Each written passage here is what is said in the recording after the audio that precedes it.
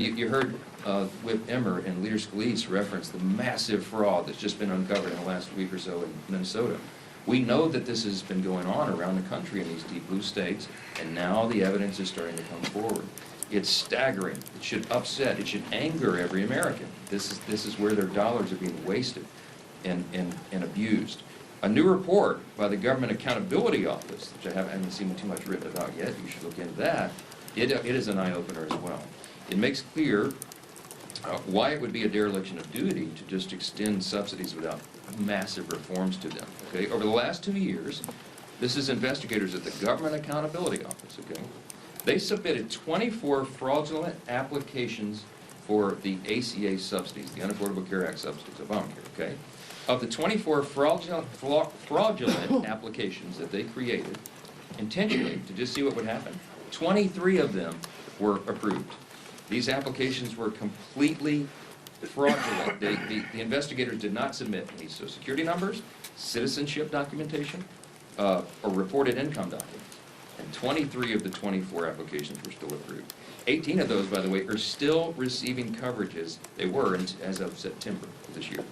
That means the Obamacare exchange and insurers didn't verify any of the information they were supposed to under the law, and they proceeded to pay tens of thousands of dollars to insurance companies for people who do not exist.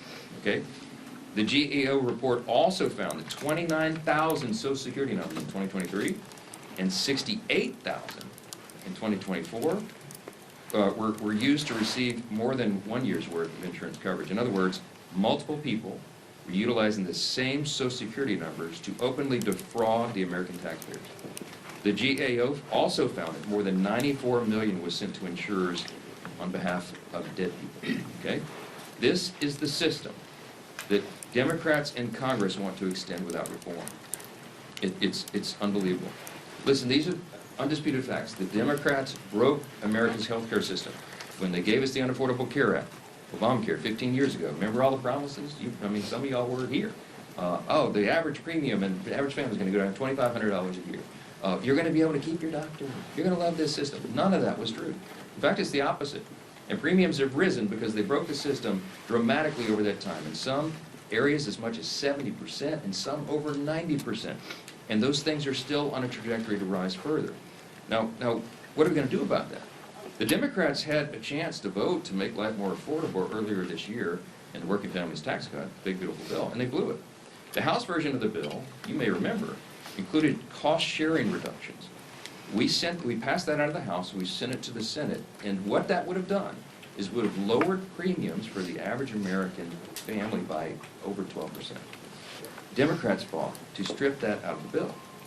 Every American watching today should remember that. The Democrats had a chance to actually lower your premium 6 months ago, but they refused because they wanted to keep health care as a political football.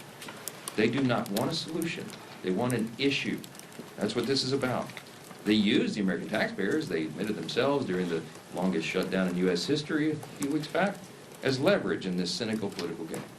So in the coming days, what you're going to see